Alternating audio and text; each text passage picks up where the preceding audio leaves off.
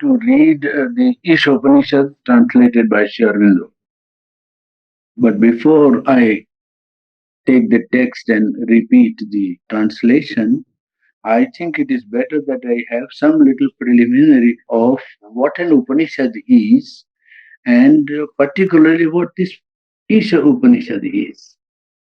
Upanishads, well, is a word which is composed of three letters: Up, Ni, Sad. To sit near and to acquire knowledge, it means. That is to say, it is knowledge acquired by personal contact, and it is not intellectual information or mere mental seeking, but a growing into a new consciousness by a process of inner self culture,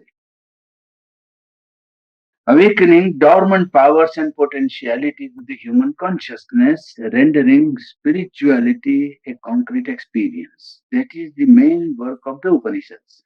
The Upanishads are products of, you can say, forest groves of human effort in India to acquire this knowledge. And they are very often parts of the Rig Veda. The Upanishads are not different from the Veda. Some of the Upanishads, particularly the Upanishad Isha, which we are going to read, is a part of the Shukla Yajurveda, the 40th Adhyaya of the Shukla Yajurveda. So that Upanishads are not a separate body from the hymns of the Veda. They always form a part of some Vedic school of thought or Vedic school of, well, ceremony. They are recensions attached to the Vedas. So that Upanishads and the Veda are not to be thought of in contrast. Very often it is said to be as if the Upanishads were, so to say, a revolt against the Vedic ritualism. Now, really speaking, the Veda, the Upanishad, the Gita, and the two epics, the Pali literature of Buddhism, and the Puranas all make up one cultural movement which has spread throughout the history of Indian culture. The foundations of all this writing is spiritual and religious. The Veda stands out as a remarkable, sublime, and powerful poetic creation of humanity with a speech that is lyrical by intensity and epic by its elevation. It is an utterance of great power, pure and bold and grand in outline, as Sri Aurobindo puts it. The hymn of creation of the Rig Veda shows that the Vedas are at the summit of even Upanishadic thought, if one can speak of thought of the Upanishads, because the Upanishads are not philosophical in the ordinary sense of the word. They are spiritual revelations. As Sri Aurobindo says, a unique product of the Indian mind.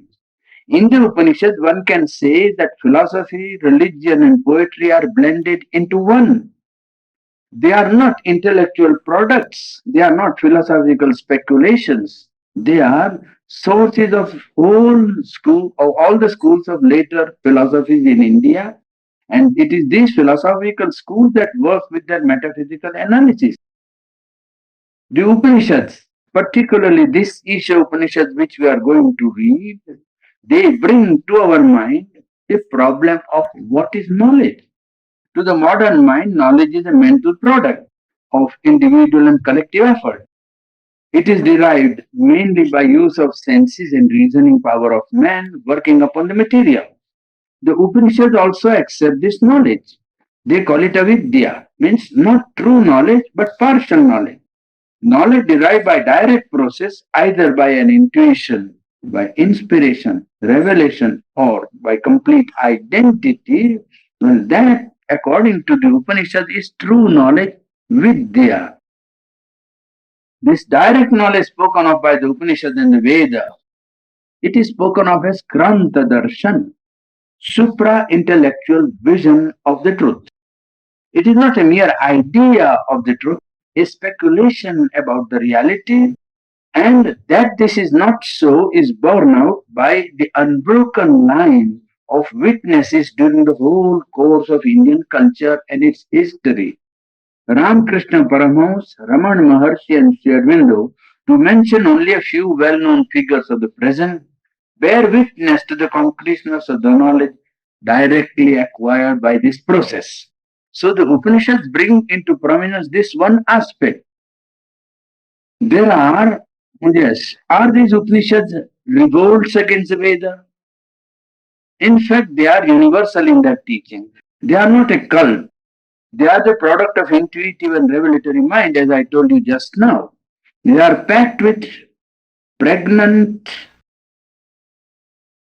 knowledge in their expression, and yet they have, in a sense, a lucid and luminous brevity in the words of Sri Aurobindo. They do not represent, as some students of Veda have suggested, any revolutionary departure from the Vedas. The collection of hymns expressing some of the deepest truths of symbolic language. Yes, the creation of the Upanishad ushers in a change in language and terminology, whereas the Vedic language is full of symbolic utterances and the Sanskrit of Veda is plastic. The Upanishads begin with a more form language and introduce an intellectual terminology which gave rise to the systems of thought in India with their whole philosophical terminology. This change over from symbolic figure to easily grasped imaginative and intellectual term is illustrated uh, so brilliantly by Sri Aurobindo, and he points it out in this Isha Upanishad which we are going to read. He says, in connection with the symbol of the sun, a notable and most significant verse in the 62nd hymn of the fifth mandal of the Rig Veda may be mentioned. It shows not only the profound mystic symbolism of the Vedic poets, but also how the writers of the Upanishads understood the Rig Veda and justified their belief in the inspired knowledge of their forerunners. The verse runs, Ritena Ritam Apihitam Dhruvam Vam. There is a truth covered by a truth, runs the Vedic passage, where they unyoke the horses of the sun. The 10 hundreds stood together. There was that one, Tat Ekam. I saw the greatest, or you may say, best and the most glorious of the embodied gods. Sharnu then proceeds, then mark how the seer of the Upanishad translates this thought, or you can say this mystic experience, into his own later style, keeping the central symbol of the sun intact but without any secrecy of the sense. Thus, the passage of the Isha Upanishad runs, the face of the truth is covered by a golden lid. O Bhushan, that remove for the vision of the law of the truth. O fosterer, soul seer, O Yama, O son, O child of the father of beings, marshal and gather together thy rays. I see the light, which is the fairest and the most auspicious form of thee. He who is this Purusha, he am I. Now, this is the verse of the Upanishad which we will read presently. Arunda explains the golden lid here is meant to be the same as the inferior covering of the truth, rhythm spoken of in the Vedic verse. The best of the bodies of the gods is equivalent to the fairest form of the sun. Kalyanatamam tat te rupam. It is the supreme light which is other and greater than all the outer light. The great formula of the Upanishad, He am I, corresponds to that one, Tat Ekam of the Rigvedic verse. The standing together of the 10 hundreds, the rays of the sun, as the commentator Sayana says, in his commentary. This ten together of the 10 hundreds rays of the sun is reproduced in the prayer to the sun in the Upanishad to marshal and mass his rays so that the supreme form may be seen.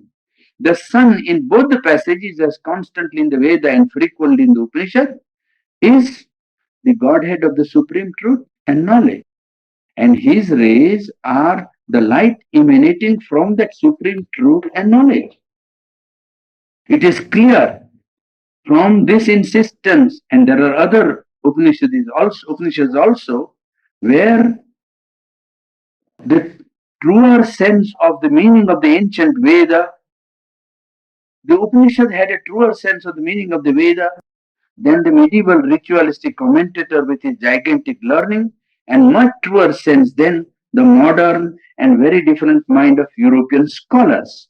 Now here you see the Upanishads and the Veda related to each other, and a connection of inner process of yoga is revealed in not only this passage but many other passages, because you find that there is hardly an Upanishad in which some hymn of the Rig Veda is not reproduced in body. It may be that the Upanishad writer or Upanishad creator has a different interpretation of the symbol of the Vedic hymn, but that the Upanishad contain a substantial body of Vedic hymns in their very text shows that the Upanishadic seers knew very well the mystic process of realizing by direct contact the great truths of man's spirit. This is, I think, borne out by not only this one instance, but by a study which I myself have made, but which is not yet published in book form, containing passages in which the Upanishadic seers speak in the same terms about symbols as the Vedic seers. Now, Upanishad, in the Upanishad, you find the 13 Upanishads are regarded as the chief Upanishads. And the philosophy that is believed to be the philosophy of monism, of unity with the supreme, identity with the divine, as one subject matter of the Upanishad. And these Upanishads have endured through the ages, influenced world thought much more than is accepted or known by the world generally. They have penetrated the world thought in the subtle way and have influenced European, German, and modern world thought to a very great extent than is generally known.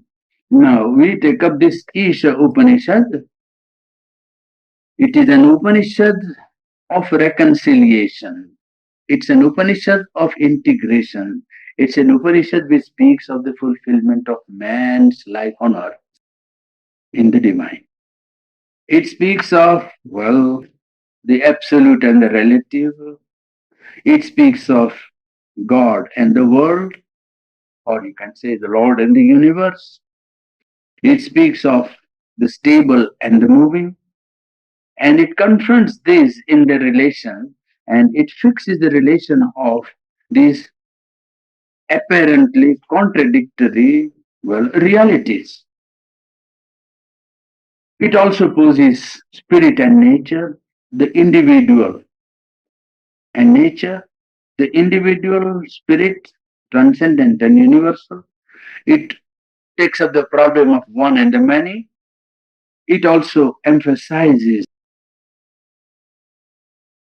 the transcendent, universal, and the individual, Brahman as the Lord, as the continent, as the indwelling spirit, which is the object of all knowledge.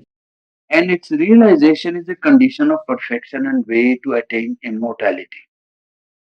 This Purusha, the manifesting subjective element, is threefold: the Kshara, unmoving and immutable; Akshara, the unmoving and the immutable; the Kshara, the moving and mutable; and Para or Uttama as the supreme and the highest. It puts down the condition of self realization, both simultaneously by vision of all as the Satchidananda, and all in the self and the self in all. Vision of the self in its becoming, and it does not accept only the vision as sufficient, but it insists on becoming inwardly what is seen in the vision.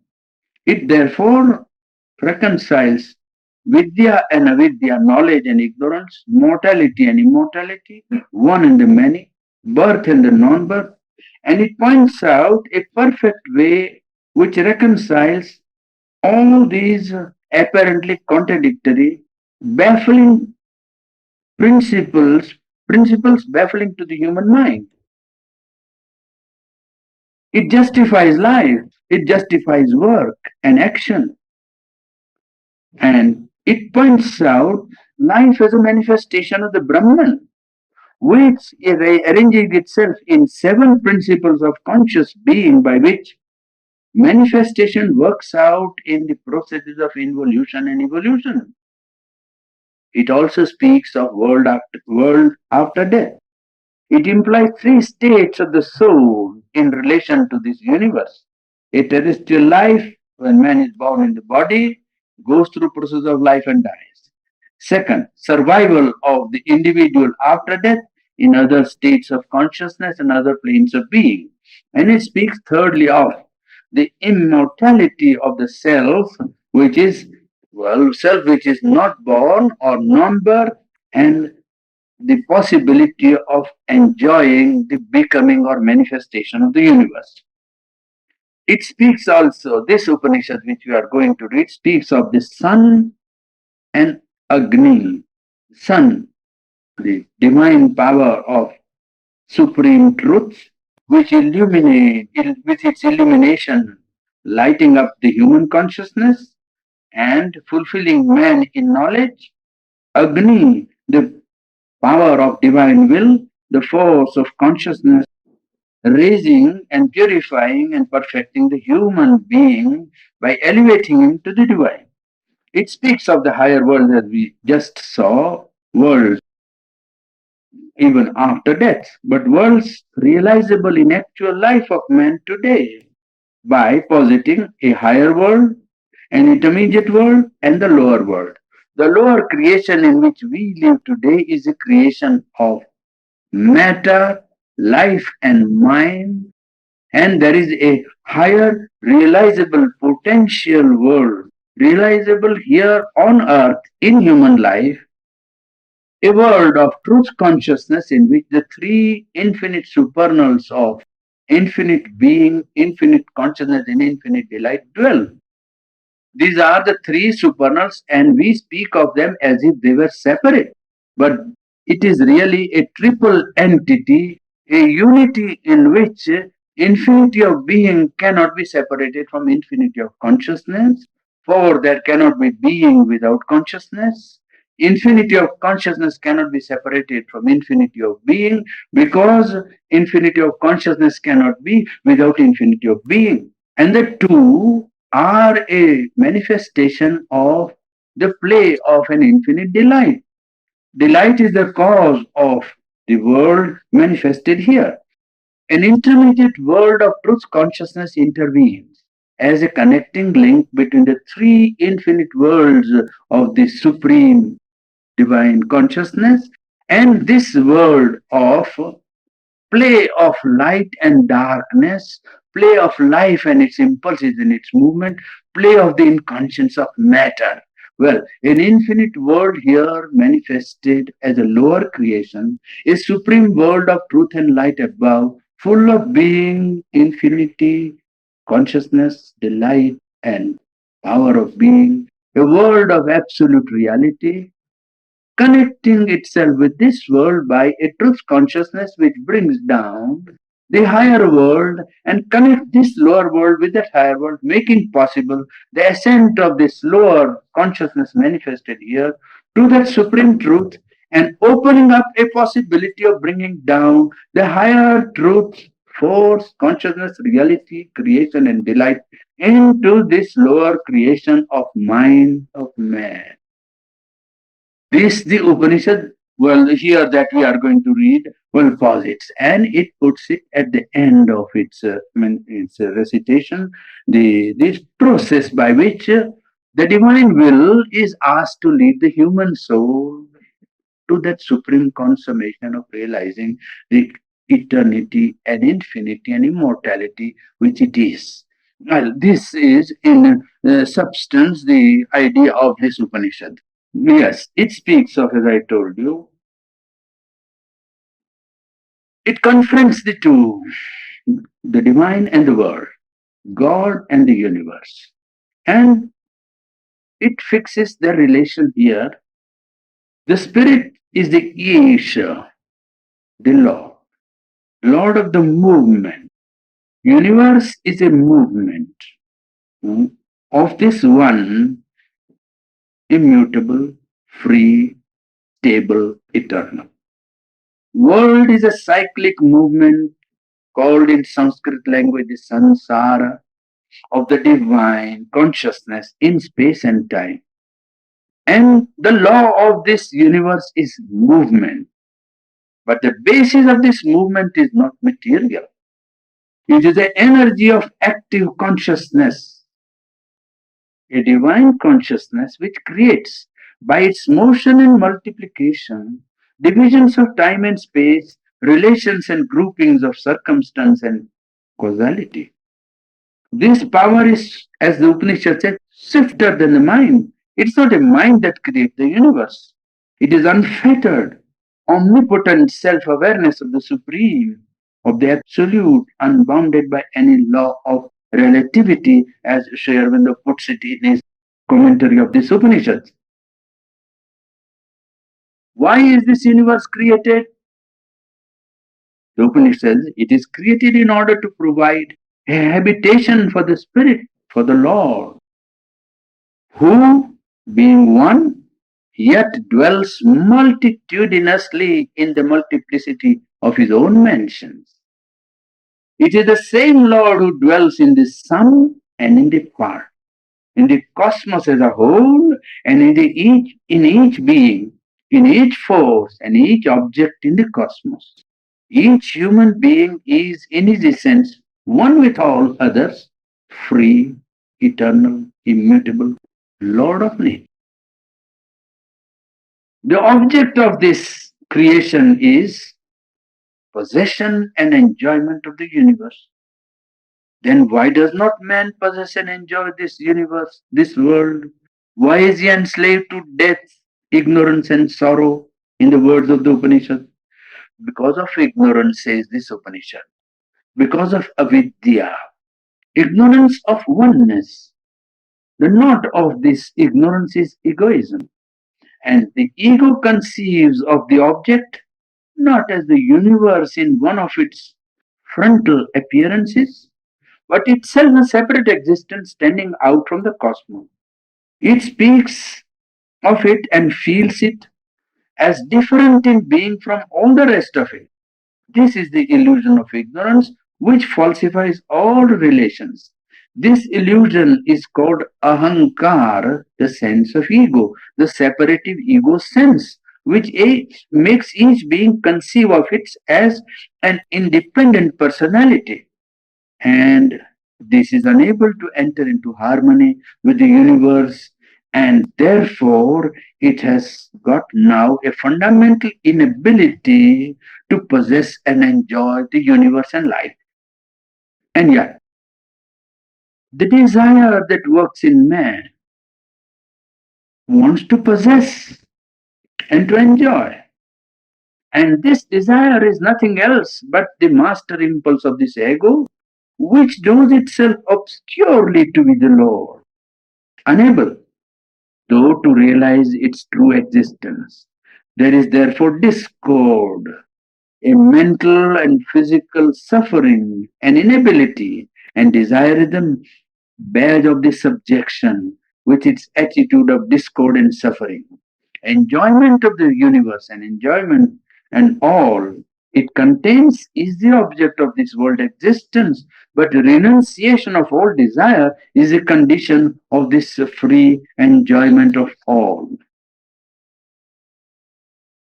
Practically, this renunciation of desire implies that one should not regard anything in the universe as a necessary object of possession, nor as possessed by another, and not by oneself, nor as an object of greed in the heart and the senses. This attitude is founded on perception of unity. One possesses the whole in the one universal or cosmic consciousness and does not therefore need to possess it physically. Sri Aurobindo says it is only by this ananda, the delight, at once transcendent and universal, that man can be free in his soul and yet live in the world with full active life as a Lord in his own universal movement. This freedom is not inaction.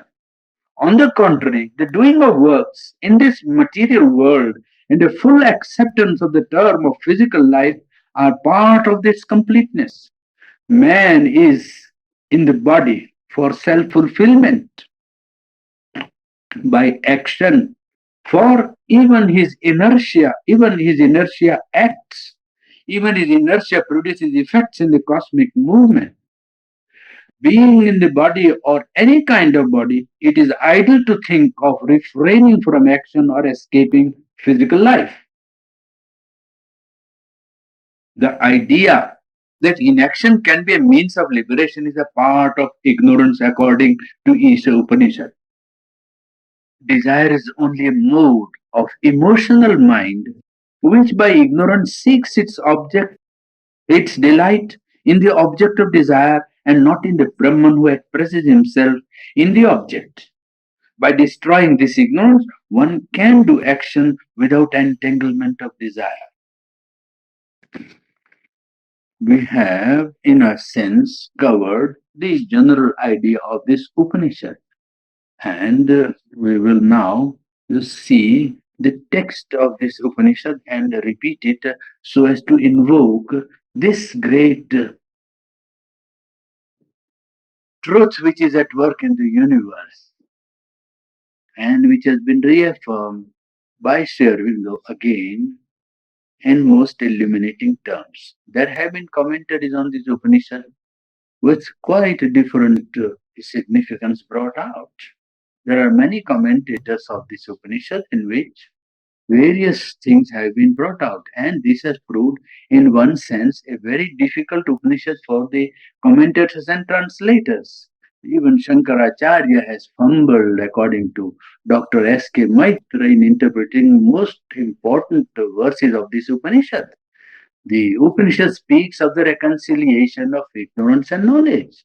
And Shankaracharya has certainly, well, stumbled here as he cleverly tries to wriggle out of the difficulty. But it is very clear that it is Sri Aurobindo who, I think, for the first time has given a satisfactory, I mean, intellectually satisfactory, explanation and significance and translation of this great utterance of the dawn of humanity, where man's spirit intuitively realize certain truths and express them in that symbolic language. Now I shall repeat it so that our session that we start today might be set in its proper synthetic and integral spirit. The first verse runs. ईशावास्यमिदं सर्वं यत्किञ्च जगत्यां जगत् तेन त्यक्तेन भुञ्जीथा मा गृधः कस्य स्विद्धनम्. The translation run. All this is for habitation by the Lord. Whatever is individual universe of movement in the universal motion, by that renounced thou shouldst enjoy. Lust not after any man's possession. The second verse runs, Kurvanneveha karmani jijivishet shatan shamaha evam tvaye nanyate tosti na karma lipyate nare. Translation reads, doing verily works in this world, one should wish to live 100 years. Thus it is in thee and not otherwise than this. Action cleaves not to a man. Third verse runs, Asurya namate loka andhena tamasavruta tanste pretya vigachanti ye ke chatmahano janaha. Translation reads, sunless are those worlds and enveloped in blind gloom, whereto all they in their passing hence resort, who are slayers of their soul. Fourth runs, Anejadekam manaso javiyo nainadeva apnuan purvamarashat tadhavato jnanatyeti tishtattasmin apo matarishva dadati. One unmoving that is swifter than mind, that the gods reach not, for it progresses ever in front, that standing passes beyond others as they run. In that, the master of life establishes the water. Tadejati tannaijati taddure tadvadantike tadantarasya sarvasya tadu sarvasyasya bahyataha. Translation says, that moves and that moves not. That is far and the same is near. That is within all this and that also is outside all this. Yastu sarvani bhutani atmanyevanupashyati sarvabhuteshu chatmanam tato no vijugupsate. Translations. But he who sees everywhere the self in all existences and all existences in the self, he shrinks not thereafter from all. The seventh runs, Yasmin sarvani bhutani atmaiva bhudvijanatah tatra ko moha kashoka ekatvam anupashyatah. Translation says, he in whom it is the self-being that has become all existences that are becomings, for he has the perfect knowledge. How shall he be deluded? Whence shall he have grief who sees everywhere oneness? The Saparyaga Shukram Akayam Avrunam Asnaviram Shuddham Apapaviddham Kavir Manishi Paribhu Swayambhu Yatha Tathyato Arthan Yadadhat Sashwati Vyasamabhyaha. It is he that has gone abroad, that which is bright, bodiless, without scar of imperfection, without sinews, pure, unpierced by evil. The seer, the thinker, the one who becomes everywhere, the self-existence and all objects perfectly according to their nature from years sempiternal. Ninth, Andhan tama pravishanti ye avidyam upasate tato bhuya ivate tamo yau vidyayam rata. Into blind darkness they enter who follow after the ignorance. They, as if into a greater darkness, who devote themselves to knowledge alone. Anya devahur vidyaya, anya devahu, anya dev ahur avidyaya. Iti sushrumadhiranam yenastat vichachakshire. Other verily it is said, Other is that which comes by the knowledge. Other that which comes by the ignorance. This is the law we have heard from the wise who reveal that to our understanding. Vidyancha avidyancha yastad vedo bhayam saha avidyaya mrityum tirtva vidyaya mritamasnute. He who knows that has both in one the knowledge and the ignorance, by the ignorance crosses beyond death, and by knowledge enjoys immortality. The 12th verse runs Annantama pravishanti ye asambhutim upasate tato bhuya ivate tamo yau sambhutyam rataha. Into blind darkness they enter who follow after the non-birth. They as if into a greater darkness who devote themselves to birth alone. The 13th. Anya devahur sambhavat, anya ahur asambhavat. Iti sushru madhiranam yenastat vichachakshire. Other verily it is said is that which comes by the birth. Other that which comes by the non-birth. This is the lore we have received from the wise who reveal that to our understanding. Samrutim cha vinashancha yastad veda ubhayam saha vinashen mrityum tirtva sambhutya amrutamasnute. He who knows that has both in one the birth and the dissolution of birth. By the dissolution crosses beyond death, and by birth enjoys immortality. हिरण्मयेन पात्रेण सत्यस्या पिहितं मुखं तत्त्वं पूषन् अपावृणु सत्यधर्माय दृष्टये.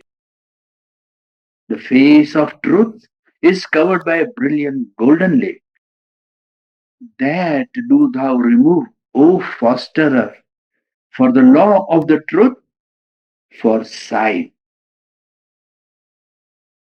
Pushan ekarashe yama surya prajapatya vyuharasmin samuha tejo yatte rupam kalyanataman tatte pashyami yosavaso purushas sohamasmi.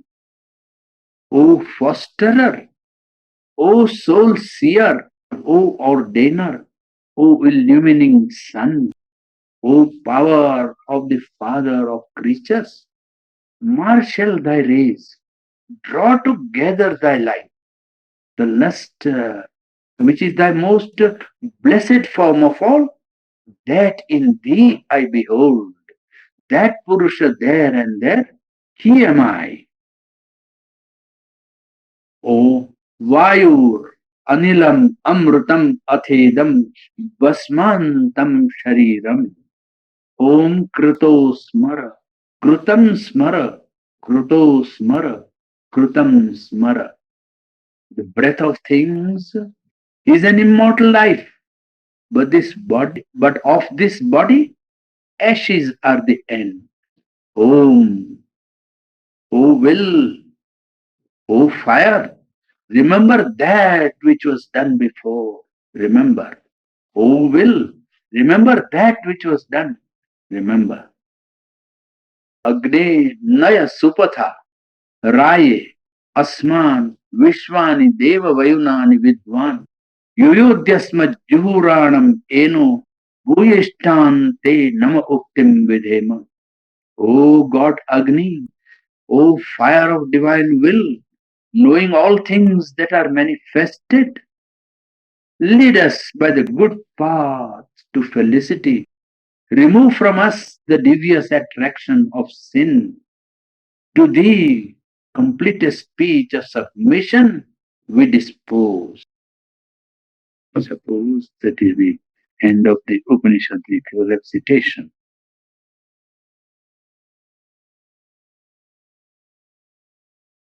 doubt how we will like to develop the various aspects and subjects of our study. I want to know that.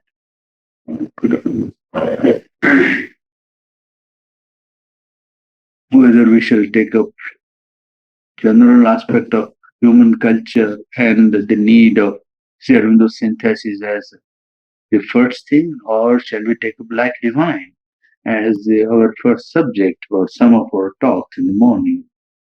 And well, I have to think of that problem. I don't know yet exactly how it will work out. Several people have asked me that, Purani. Several people have asked me, and I said that I thought perhaps you would know whether the morning study would be one aspect and evening another, and what the topic would be. Several people have asked me that, and I said perhaps you would know.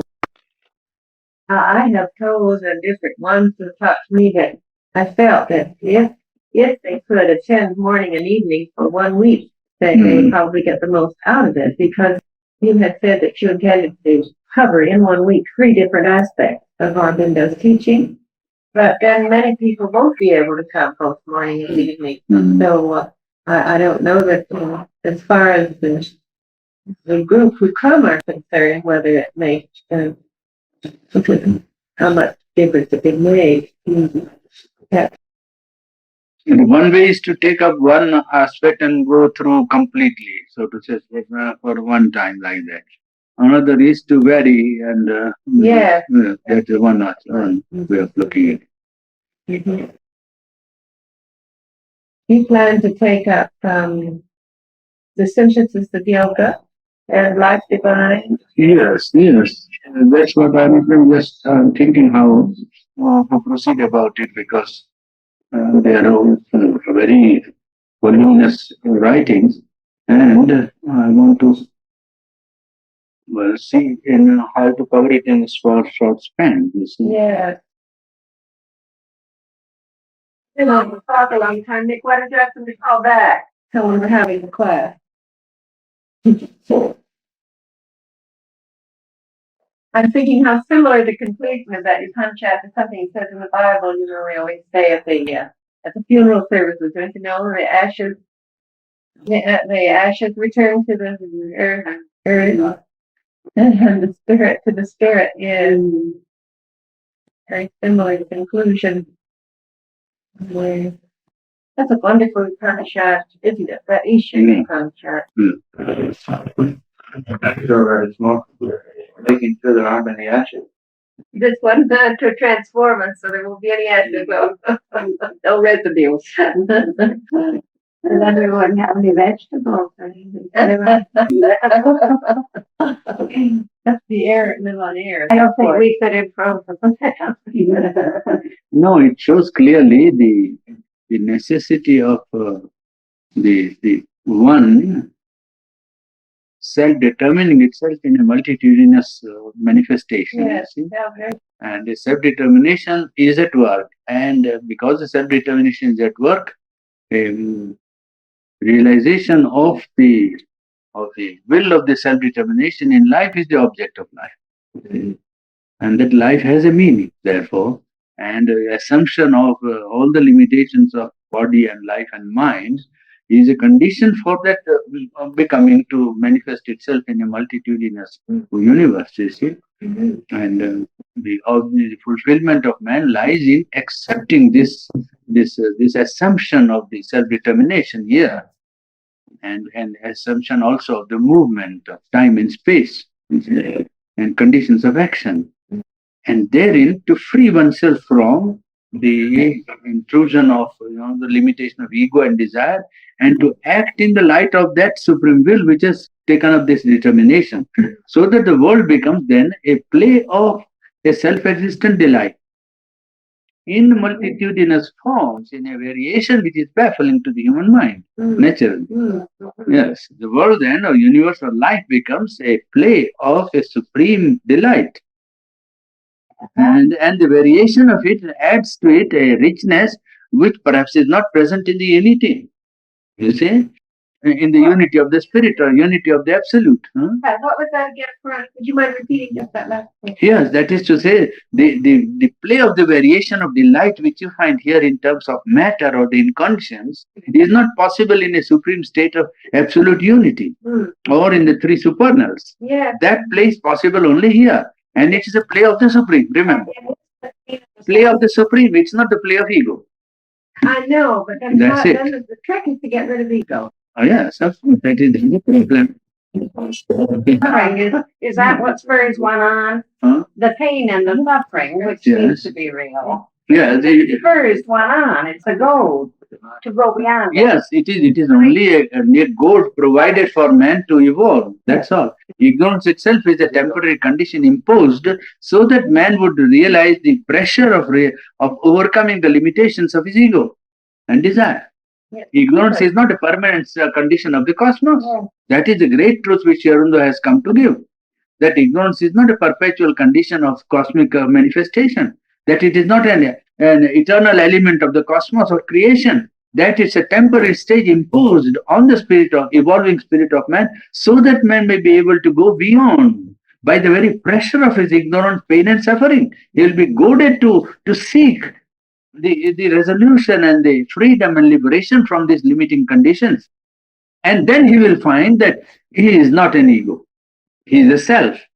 And that self is triple in its status, so to say, triple in action, not threefold in the sense of being three, but one reality standing at three positions in the individual, in the universe, and in the transcendent.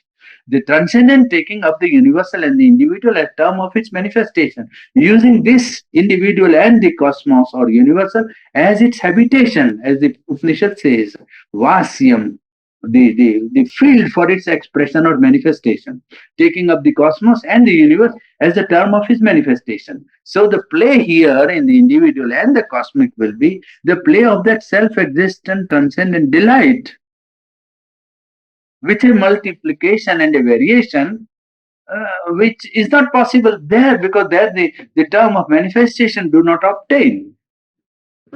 In the unity, if you go back on the indivisible reality which is the universe and the divine, it is indivisible. You can't divide the universe and the divine. You see, if you walk back to that other end of this indivisible reality, you find that there the terms which obtain here for its fulfillment are not there. And the problem is put here at the other end of this constantly moving, indivisible, reality. It is constantly moving in time and space and constantly revealing that which is the substance of the absolute here. It is like that, moving out all the time. So that here what happens, it cannot be present there for so far as man is concerned, so far as earth is concerned, so far as matter is concerned. It cannot be present there. And that it is here is for, for the play of that which is there, so to say. And when the here and now realizes that which is there and eternal, well, then the play here becomes the play of the eternal and the play of the absolute, play of the divine. That was my question, Raji. Answers it. Then the play here becomes a play not of the human ego, either individual or collective conflicting and, having all this harmony and discord and pain and suffering, but a manifestation of that determination, which is from the absolute, from the infinite, from the eternal, and a play of the eternal in times where every moment of time will be an expression of eternity. It is something unimaginable by mind, absolutely unimaginable. That's why people in the present time cannot understand Sri Aurobindo. You see, it is a resolution of the problem of man in terms of his essential divinity. Yes. It is a resolution of the problem, all the problems of man's life in terms of his realizing, concretizing or manifesting, materializing his essential divinity. The moment he does that, well, life will become a harmonious expression of that supreme truth in time and space, from eternity beyond time and space. Well, do you think that mankind will ever? Well, it has to. The whole? Yes, of course, it has to. Oh, yes, it must. If you believe in a supreme and an absolute divine acting, Because then what will happen? And then what will happen? No more manifestation. Then a constant progress from truth to a greater truth. From Vijnana or supreme truth consciousness to the delight Ananda consciousness. Yes, but when the delight consciousness is reached by all of humanity. Yes, what? Then a further rung of the divine will manifest because absolute is free from all limitations of time and space. So it will never come to a stop. A constant progression from truth to greater truth, light to greater light. Now is the critical and crucial point of human development or human evolution, where man has to go from a partial play of light and darkness into a play of light, from ignorance into knowledge, from avidya into vidya, from ego consciousness into divine consciousness. Once that is done, the progression will be from light to greater light.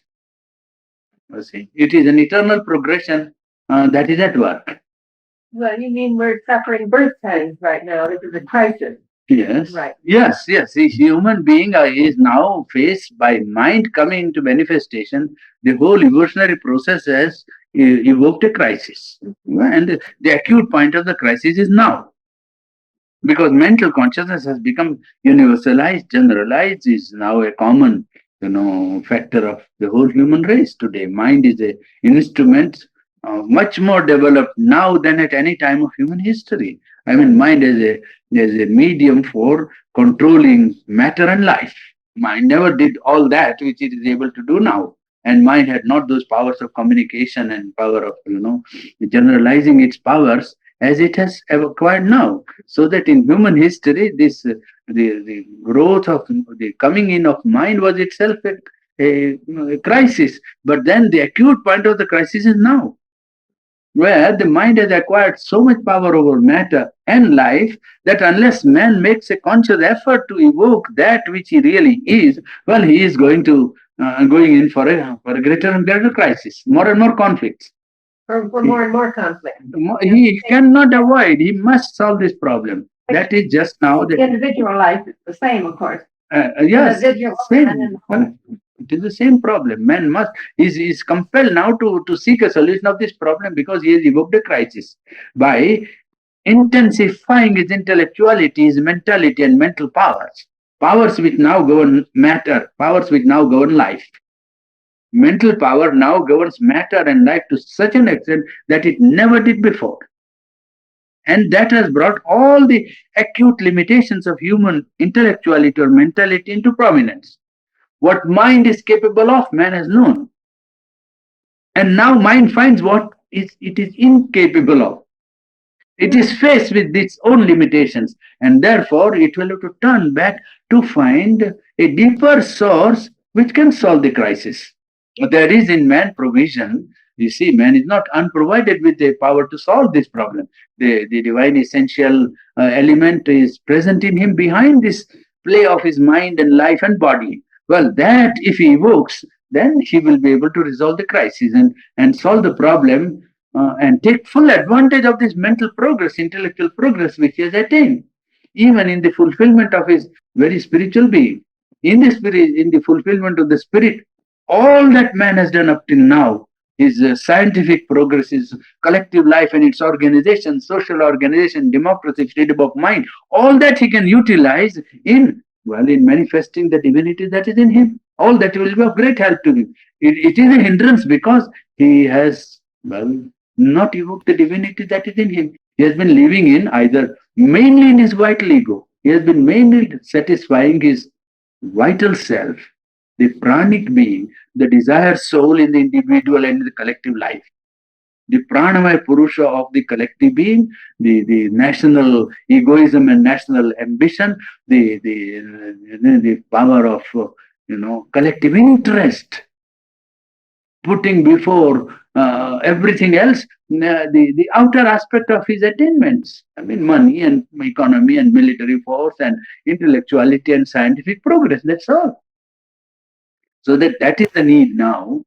So that should really liberate, to help to liberate. It should, but you see, if you stick to it and say there can be anything greater, and that is the whole difficulty of the present mental, intellectual leadership. The whole. Is it inevitable that we take this step now, or is it possible that we may not be? Well, if Some will have to take. It is only few that always take the step in a critical situation. Any new element, when it comes, is not followed by the mass. It is not the power of the many or the majority to accept a new truth. It is always the few that begin. Even intellectual freedom was begun by the few. Democracy was begun by the few. All that you now think as a very great thing, well, always begun by the few. So this great truth also will be first accepted and understood by the few. But one day it has to go on spreading. It is bound to come to all.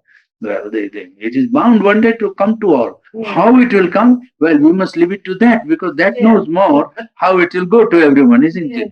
Now, the whole process is to see that everybody goes to it, makes a dynamic effort towards it, not merely intellectual study or affirmation or the analysis of it, but a movement of self culture in which the deepest divinity in man is evoked into action. That is the greatest need of the present times all over the world. That if some people sit down and do, well, will go more towards solving the problem than all the paraphernalia of outer organization, which only multiplies problems rather than solves. You see, it only tends to multiplication of problems. Mind tackling more and more complicates matters. That's all. It doesn't simplify at all. Is that you speak of are subjective. Yeah, that's They are right. not objective. And it might happen that in the darkest iron age, there might be people who are living in the golden age. Satya. Right here. Yes, quite positive. Quite. So that you cannot divide. But you can say that if you study the collective life, means the growth of cultures, then there might be a time when you can say greater stress was felt by the collective life moving toward truth. Well, that would be the sign of an outer golden age. I mean, where the law of truth was created so powerful in the atmosphere that none could easily submit himself to the lower life. I mean, just now, yes, the current was so powerful. Just now, the difficulty is that the atmosphere created by collective values is so unspiritual, to put it mildly, that for a man to devote himself to spiritual life is a problem. Yeah. When I told that at Los Angeles, that letter written by Mrs. Lansbury is from that group. Yeah. They were very much surprised. They never thought of the problem in the way in which I showed them. Yeah. That look here, you create a culture here, and that culture does not allow a man a chance to sit down. What culture you have created? A man who wants to devote himself to ethics or to aesthetics or to spirituality has no chance. And what have you? You have plenty. What does plenty mean if you tie him down to his plenty? You make a slave out of him. It is to get up in the morning, go somewhere, earn his bread, take his clothes, and have a room, and that is the most marvelous thing you have done. What marvelous thing? It's nothing marvelous. That this progress in material advance and ease in life and removal of labor and hard work should free him, to devote himself, if he wants, to some pursuit of life. And I said, somebody of you will have to get up and resist and put this thing in its proper place, this scientific advance in economy. Proper place. It is not to be rejected because we don't believe in renunciation of life and poverty and ignorance as if there were ideal conditions. We don't believe that. But we also don't believe that this is the be all of human existence. This is ridiculous. To create a culture in which nobody can have time. What nonsense. Do you think it's necessary for an individual to go through that experience of wanting, desiring things? Well, it depends. If he does, but if you create collectively an atmosphere in which that is the whole thing of human existence, it is ridiculous. It is want of culture, really speaking. It is Philistinism. Yeah. It is utilitarianism. It is reducing man to the level of the animal. That's all.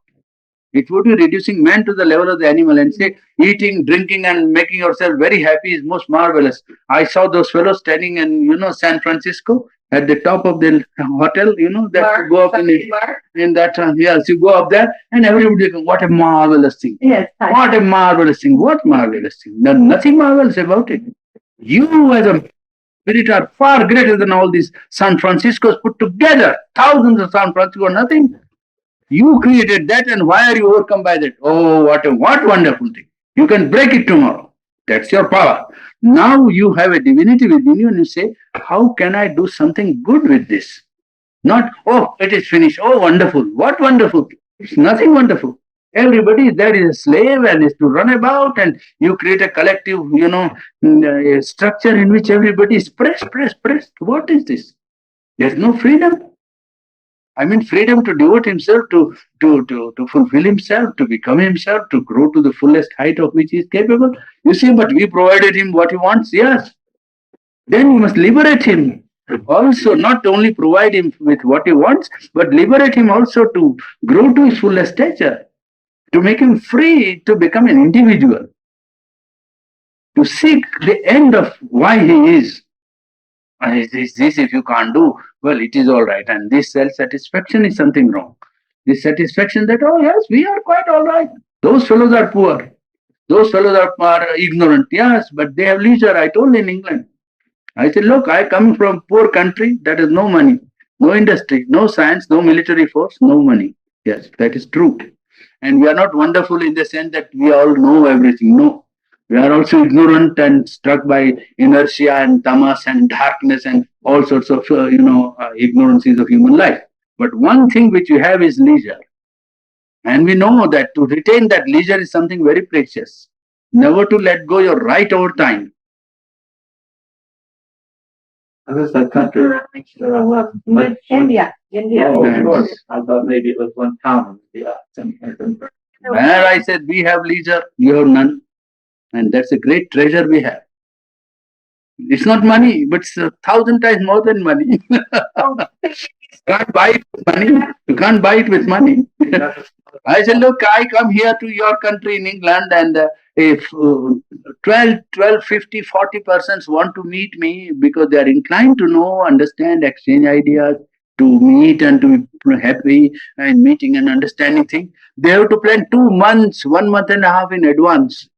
In India, if a man is interested, sit down and says, all right, here, right now. No care for anything. Hang, everything goes behind. This is the most important thing, and we talk. That's all. And here you create a structure of cultural life and values in which the poor fellow cannot be free. What is this? There's something has to be done to meet this. Does it seem as though the world were coming to the Western idea? The whole world, it is a steamroller. And that is why I say that somebody has to get up and raise a standard revolt. Unless and until that is done, the thing will not be set right. And best is that some Westerner does it. Because an Eastern doing it will be only as if he is opposing for the sake of opposition, which is not true. We can't raise the standard because we are poor. You see, yes. I would wish somebody from the West, from England, Europe, or America to rise and stand and say this is wrong, and we will set it right. Then it will be set right. It will be set right. I know, because the power is there. The younger generation is there, and spirits will be there who have the guts. Well, the only point is that this atmosphere must not crush them and steamroller them. You see, this is a steamrollering atmosphere. Nobody can escape it. It is to me, it's a miracle how Chirundan mother escaped. And now we happen to come to know that. Otherwise, it is terrific. How living in England for 14 years, he escaped it. Look at that. And our mother born in Paris escaped it. That is terrible and tremendous. There are many people who are restless under this condition. Yes. There are people who are even, thinking deeply about it. I know. That's why I take trouble at 70 to come down here. Yes, there's a book called The Human Condition. And Tommy Tompkins said, Quran must read this book. I have it. It's by Crutch. And he says that we are caught. We are caught. And first he said that we wanted to produce so much. Then we had the problem of having to consume so much because we had produced so much. And I've only read about 3 chapters in this book and the end of it. But he is very clearly aware of our predicament. That we are caught, as you're saying. I think many people are aware of this. Yes. And many people are restless. That is a sign that the mind is awake. That's what Sharma's prognosis is correct. That now mind is in a condition to make a departure beyond and to seek something behind or profound depth of the human consciousness and bring out the potentiality that is there. Yeah. This is the time. I think at the same time we've got to get a balance. Now, India can't just sit down. India has got to come up, and Yeah. we have got to come down. There's got to be a balance Of the material. of the material. Well, the material and the spirit. That's what I think. Active and not active. And the danger today is that this is a steamroller that Right. crushes every country and every culture we have before. And everybody wearing Western dress. I mean, I wonder at it. Japanese. Yes. Why do they wear Western dress? Well, Because that it is deals with technology, and I mean, it's more convenient. Mass production. Mass production is the age of mass production. Yes, but they must have expected it because it was more practical. no, because they themselves westernized when the Western nations attacked their culture, early in the last century, in the 1860s and 70s.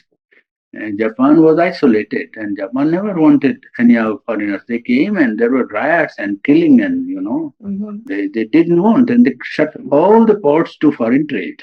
With the result that five powers, America, England, France, Portugal, and one more, I think, they combined and carried a flotilla of ships and bombarded Japanese ports. Then the Japanese were forced to open five ports for trade outside. Then they decided, all right, now we will be westernized. So they set about a commission which went over the whole world, studied the constitutions and political constitutions and military system, and adopted certain things in their own way. And after that, there is a complete going over to the western side, to such an extent that they become warmongers like the Germans. You see, to that extent they forgot their own culture. 2000 years of slow growth had given them a fine culture, really a culture that is founded in aesthetics, an aesthetic culture in which you train yourself to a delicacy of perception of nature, delicacy in dealing with objects of life, everyday life almost rendered into a ritual. Wonderful that way. The Japanese is very fine, refined, aesthetic development. Well, that they forgot and became, vulgarized like that. And I could know of a soldier in Shanghai, actually, when the Chinese aggression, they were doing Chinese aggression in Shanghai, they occupied Shanghai. A European friend of mine had a daughter who was there. And she committed a mistake in taking her car, you see. And the Japanese soldier on duty gave her a slap. Now, that, you see, was unimaginable in ancient Japan. I mean, you couldn't imagine a Japanese, to that sort of, Yes, that's it.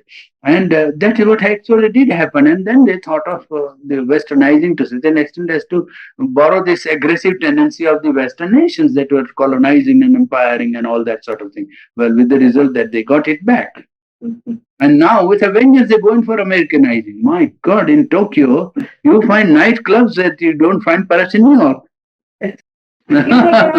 They're going for all sorts of latest craze of Americanizing, as the Americans themselves would not know. You think it has anything to do with the increase in population that the Partly it is that, but partly it is the loss of their cultural background, and it's a very great loss to humanity. They don't realize that it's not only Japan that loses, but the world. yeah. An aspect of human life which they brought into prominence and which should certainly contribute to man's growth, really speaking, to man's development. Instead, they are imitating, and I don't know what will ultimately come about it, but something will happen to the soul of Japan, and they will have to bring out this insistent on things like Zen Buddhism is some kind of effort at that. The way in which the Zen Buddhism is trying to resuscitate itself in Japan and outside. And in this country too, I think Yes, people, they hear Zen Buddhism, Yes. they haven't heard perhaps of Vedanta, Mhm. and they grasp it because it's a step. Yeah. Zen Buddhism is very popular. Very, but the interpretation isn't correct. No, it's not at all correct. Zen Buddhism is it was really an effect of Indian culture through Japan, through China, you see. Zen Buddhism came to Japan through China. Lao Tse in the 15th century, 16th century, first gave formulation to it in China. And Zen is only a derivative word of Dhyan.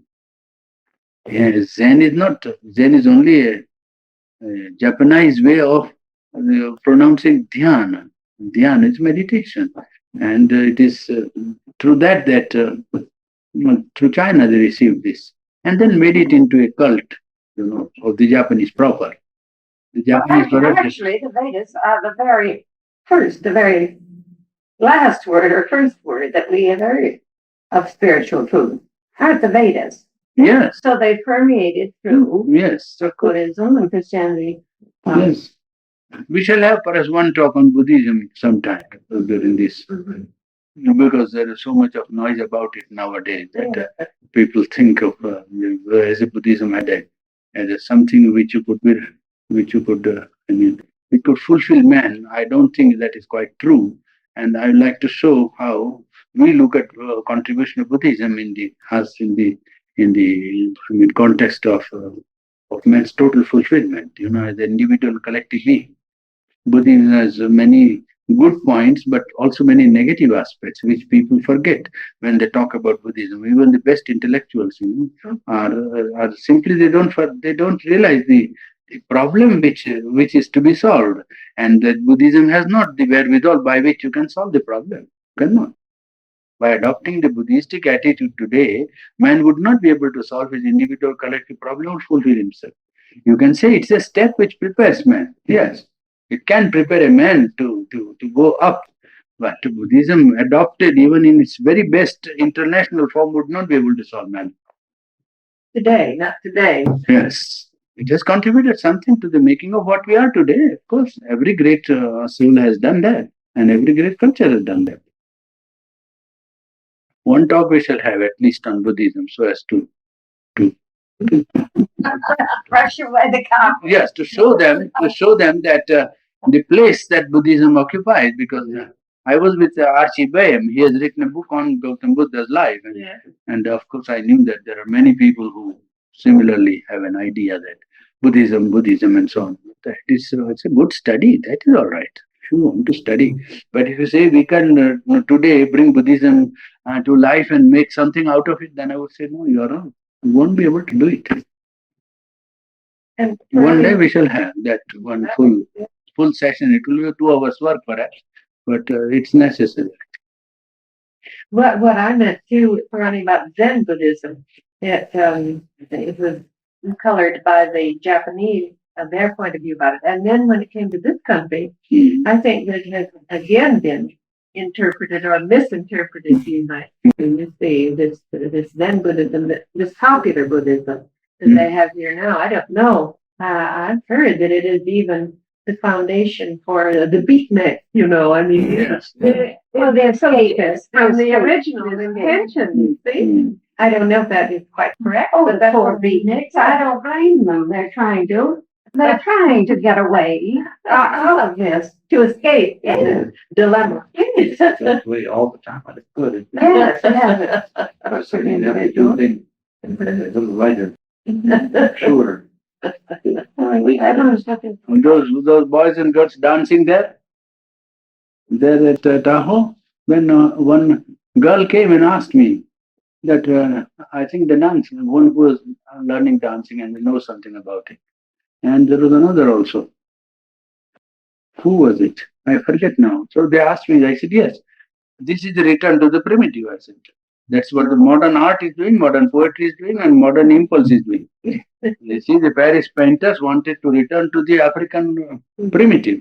Well, this is the African dance that you are doing exactly what the African did when he was barbarous, and you call him laughed at him. Exactly what you are doing. I challenge you, you go to Africa, I have seen the dances, I know. I have been in Africa for 8 months and I have seen the dancing. This is exactly reproduction of the same movements. So that you are trying to go back to the primitive. There is no harm. You can say we can be primitive. We are primitive. When we dance, all right, and we take the delight of being primitive. No harm. But understand, this is not culture. That's all. It's primitive reproduction of human movement, which is very aesthetic, which is nice in its own way, has its own place. But if you say this is a height of culture, I refuse. I say you are on a par with the African. That's all right. It's a reaction too, don't you think? It's a reaction. Yes, it is. Going. It is trying to seek something Yeah. and not coming to what they want to, what can satisfy them. It is trying to go to the subconscious, to the sex impulse, to the lower life, to sensational thing, something.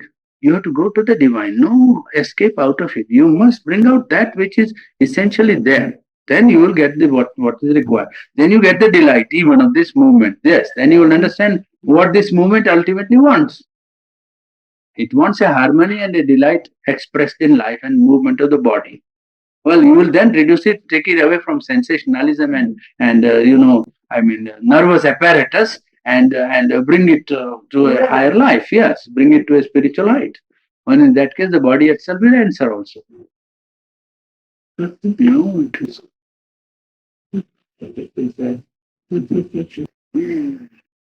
Which is good. There's what? All around confusion now, and it is good because out of that only something must precipitate. You see? Yeast and working. Two world wars have brought about that, and it is essential that they were so stayed and blinded by their dominance over Europe, over the world, that they thought this was the height of culture. Now nothing more is to be done. When the two crises came, now everything is topsy-turvy. And then now only two things, scientific progress and the material advance in economics, that is to which they have to hold in order to maintain, the going. And one power is that Europe has got a drive. European culture has a drive in it. So probably they might come out of it. But to come out of it with a progress to humanity means hard work. It means evoking the potential spirit of man, not merely applying the scientific progress to detail and saying one day we will solve, one day we will see, you'll never solve. You'll never solve.